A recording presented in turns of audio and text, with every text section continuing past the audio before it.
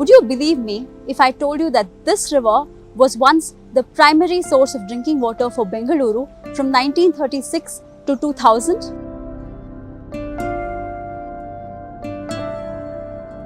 This is the Arkavati river. Today, what one research paper called a ghost river, a shadowy semblance of its former glorious self.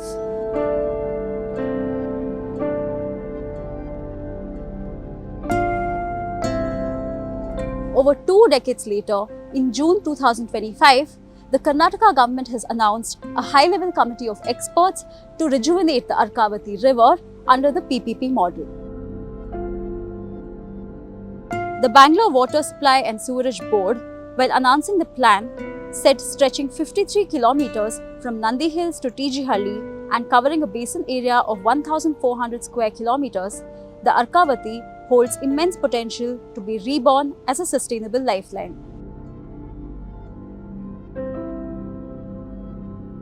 The BWSSB said that water from Yettinohole was intended to mix with Arkavati waters at TG Halli reservoir, but rapid industrialization, wastewater discharge and environmental degradation rendered water in the reservoir unfit for consumption. So, ನೀವು first ಇಲ್ಲಿ ಊರಿಗೆ ಬಂದಾಗ ಇದೇ ನೀರನ್ನು ಕುಡಿತಾ ಇದ್ರಿ, ಇದರಲ್ಲೇ ಸ್ನಾನ? ಎಲ್ಲ ಕುಡಿಯೋಕ್ಕೆ ಬಳಸೋಕ್ಕೆ ಎಲ್ಲ ಇದೆ ನೀರೇ. ಮತ್ತೆ ಎಷ್ಟು ವರ್ಷದಿಂದ ನೀವು ಆ್ಯಕ್ಚುಲಿ ನಿಲ್ಲಿಸಿದ್ದು? 15 ವರ್ಷ ಆಯಿತು. 15 ವರ್ಷ. ಯಾಕೆ ನಿಲ್ಲಿಸಿದ್ರಿ? ನೀವು ಹೇಳ್ತಾ ಇದ್ರಿ ವಾಸನೆ ಬರುತ್ತೆ. ಅದೇ ವಾಸನೆ ಬರ್ತದೆ ಅಂತ, ಕೊಚ್ಚಲು ನೀರು ಅಂತ. ಇವಾಗ ಕುರಿ ಮೇಯಿಸೋದು ಮಾತ್ರ ಇಲ್ಲಿ, ಅದು ನೀರಲ್ಲಿ ಪ್ರಾಣಿಗೂ ನೀರು ಕುಡಿಸಲ್ಲ ಇದು? ಕುಡಿತವೆ. ಏನು ಮಾಡ್ತವೆ, ಹೋದಾಗ ಬಯಾರು ಬಿಡ್ತಾವಲ್ಲ, ಕುಡ್ಕೊತವೆ. ದನ ಕರುಗಳು ಎಲ್ಲ ಕುಡ್ಕೊತವೆ. ಮನೆಯಲ್ಲಿ ಕುಡಿಯೋಕೆ ಏನು ಮಾಡ್ತೀರಾ ನೀರಲ್ಲ? ಇವಾಗ ನಾವು ಬೋರ್ ಹಾಕಿಸ್ಕೊಂಡೆ, ಬೋರಲ್ಲೇ ನೀರು. ಇವು CMC ನೀರು ಊರೊಳಗಿಂದ ಕೊಟ್ಟವ್ರ ನೀರು ಬಿಟ್ಕೊತೀವಿ. But is it going to be possible? Experts who have conducted studies on the river say it is not going to be an easy task.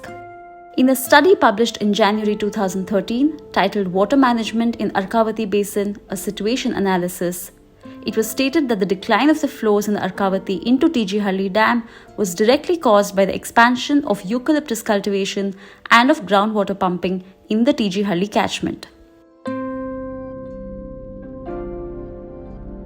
Government has been talking about rejuvenation for a long time. I don't know what is the avatar of that plan this time. The earlier plans were talking about first, they started off with the zoning rules around the Arkavati, which have no scientific basis, because it's not the first 100 meters or first even 500 meters along the river banks which are culprits in any significant way. The entire catchment has eucalyptus, the entire catchment has groundwater pumping. So what's the point in focusing on just 500 meters from the banks of the river? So I think that's extremely unscientific. And so we should really ask the question, is it desperate for the TGLD to be filled up again with Arkavati waters in order to meet Bangalore's needs? And how does that trade off against the needs of people in the upper catchment of the of TGLD, right? And what we are seeing is that the upper catchment is populated by farmers who have switched to intensive cropping or to eucalyptus to meet livelihood needs and of course make a profit from the fact that Bangalore is such a huge center of demand for vegetables and fruits and so on. So it's a very legitimate agricultural practice.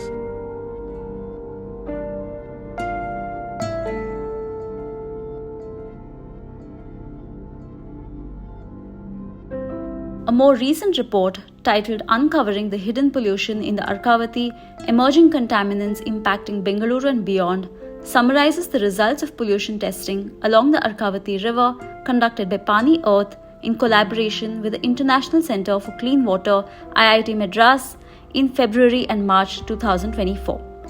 Pani tested samples for 65 unique water and 20 unique sediment pollution parameters and compared testing results to national and international standards and guidelines for freshwater and sediment pollution.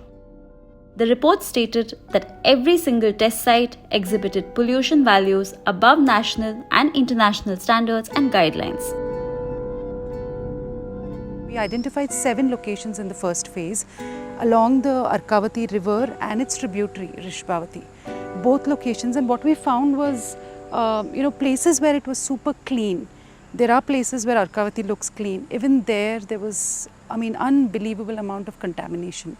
And they indicate actually heavy metals, a lot of other things which come from, you know, whether it's plastic recyclers, electroplating, hexavalent chromium was just off the chart.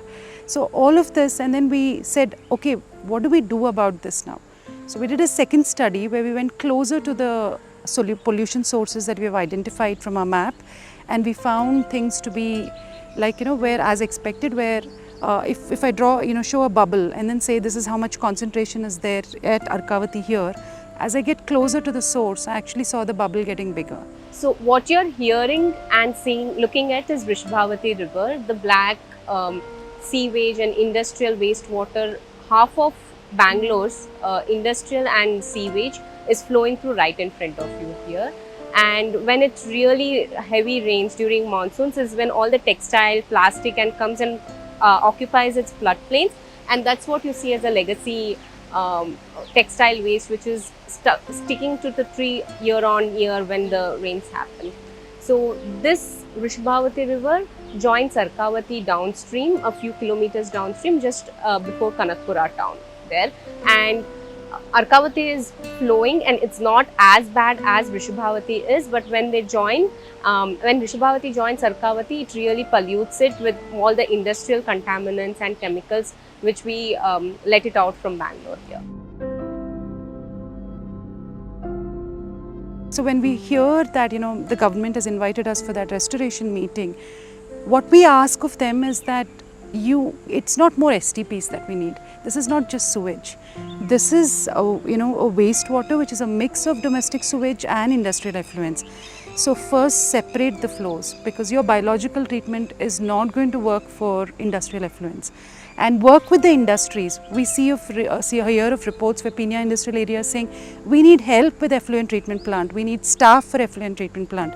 So maybe we should actually invest in treatment at the source, you know, when we talk about cleanup here. So I feel when we say public-private partnership, actually, you know, we have to bring in scientific institutions like ATRI which have worked on this to look at solutions upstream.